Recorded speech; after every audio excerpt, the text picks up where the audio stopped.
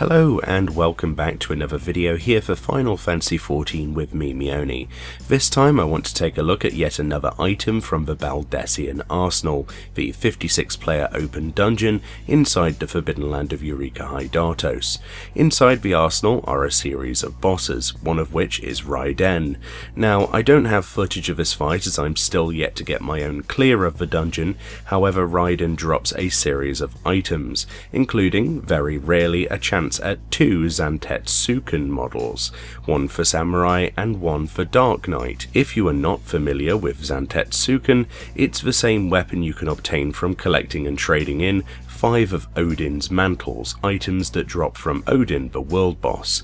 This has always been a paladin weapon restricted to level 50, and whilst the weapon is full of history, one of the common storyline references is that this weapon could take on any form needed when it chose its next master.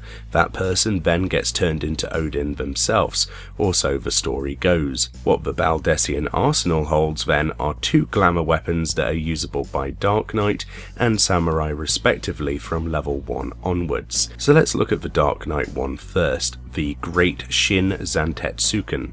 As you can see, the hilt, much like the original paladin weapon, doesn't have a blade until it's unsheathed. As such, you just have this floating hilt on your back, which unless you turn off weapon visibility whilst idle, you're going to see a lot.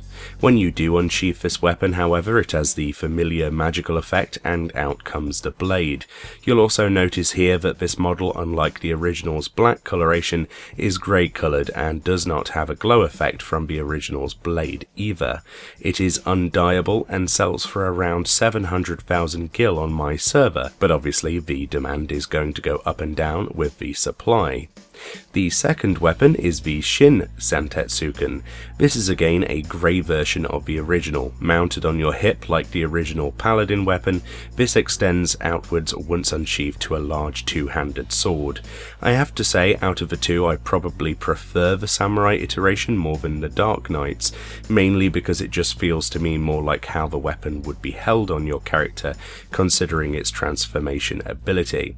This one goes for around 400,000 gil on my server if you wanted a rough idea of how much it would cost to pick one of these up today, but servers do differ wildly. Whilst I'm ultimately happy that more jobs have access to the Zantetsuken weapon itself, considering the law allowing for that, I do think that overall the grey coloration and lack of any glow or dyeability make it a pretty easy pass for me personally. I don't think it holds the same feel as the black version, and I'm not really a fan of completely grey textures. You may love this, and that's why I'm sharing this video with you today, but I think they could have done better. Either way, thank you kindly for watching this video.